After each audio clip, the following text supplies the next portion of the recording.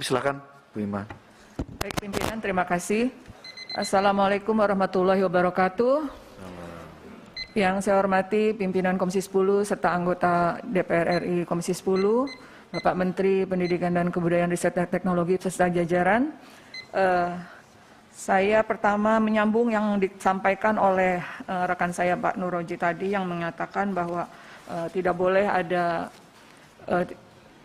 ada perbedaan ataupun diskriminasi dengan penegasan dari Undang-Undang Nomor 20 Tahun 2003 tentang Sisdiknas Pasal 11 ayat 1 yang berbunyi pemerintah dan pemerintah daerah wajib memberikan layanan dan kemudahan serta menjamin terselenggaranya pendidikan yang bermutu bagi setiap warga negara tanpa diskriminasi.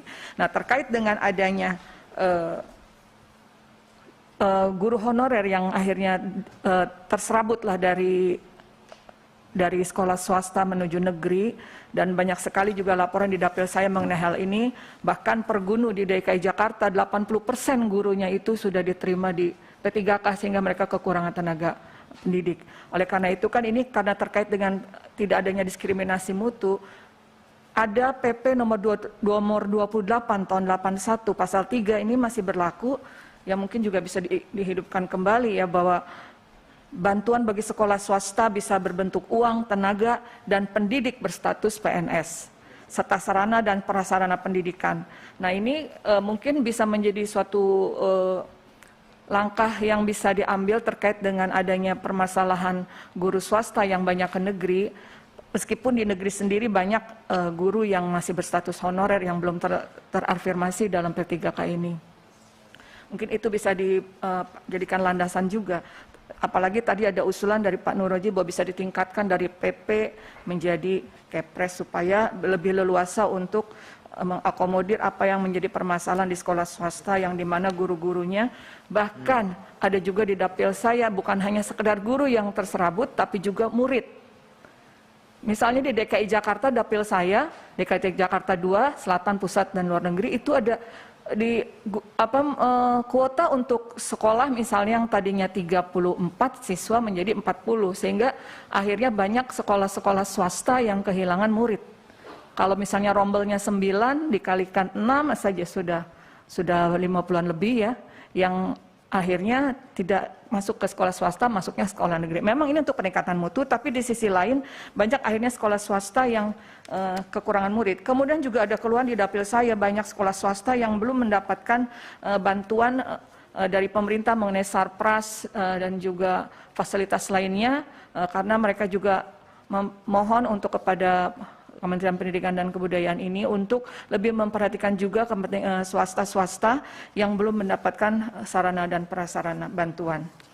Kemudian terkait dengan kurikulum, bukan hanya kurikulum 2013 ini seperti disampaikan tadi, hasil evaluasinya ternyata banyak sekali yang menyulitkan untuk dipahami serta diimplementasikan. Orang tua murid juga banyak aduannya sehingga mereka tidak bisa mendampingi anak-anaknya untuk ikut membantu anaknya dalam pelajaran karena sulitnya kurikulum 2013 ini. Oleh karena itu mungkin perlu juga tadi yang sudah disampaikan oleh rekan saya Pak Nuroji bahwa kurikulum ini perlu satu penyempurnaan sehingga tidak banyak macam-macamnya, kecuali yang tadi darurat memang bencana kan tidak kita inginkan, tapi harus ada juga kurikulum yang memang darurat. Berikutnya adalah mengenai PTM.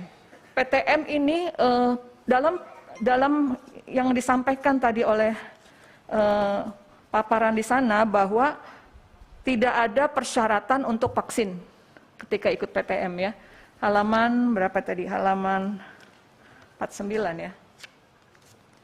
Jadi ketika untuk vaksin ini ada laporan saya, meskipun dapil saya DKI Jakarta, tapi juga laporan dari daerah bahwa wajib vaksin sehingga siswanya tidak boleh ikut. Jadi banyak sekali siswa-siswa yang tidak bisa ikut PTM hanya karena anaknya belum divaksin. Padahal di peraturan ini kan tidak ada syarat, tapi di daerah pelaksanaannya itu wajib. Jadi banyak anak-anak yang akhirnya terhambat untuk ikut PTM hanya gara-gara anak-anak ini, khususnya yang di bawah ya, yang kemarin belum sempat dapat vaksin di bawah 12 tahun, itu tidak bisa mengikuti pelajaran, dilarang masuk ke sekolahan. Dan itu pun memang oleh dinasnya, peraturan itu sudah diatur oleh dinasnya.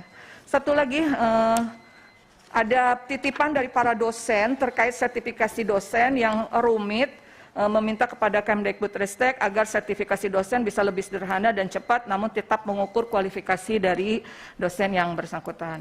Mungkin itu. Satunya lagi juga PJJ. PJJ ini di Jakarta ini banyak guru yang mengeluh tidak memiliki gawai. Data dari Provinsi DKI Jakarta ada 171.998 peserta didik tidak punya gawai dan juga 12.649 pendidik yang tidak punya gawai sehingga tidak bisa mengikuti PJJ. Ini ibu kota, masih ibu kota, belum pindah ya Bu ya, belum pindah ke Kaltim, masih sementara ini masih ibu kota Jakarta, tapi datanya di ibu kota sendiri seperti ini. Demikian mungkin yang saya sampaikan, kurang lebihnya mohon maaf. Billahi taufiq wal hidayah. Wassalamualaikum warahmatullahi wabarakatuh. Makasih Bu Imah. Silakan Prof.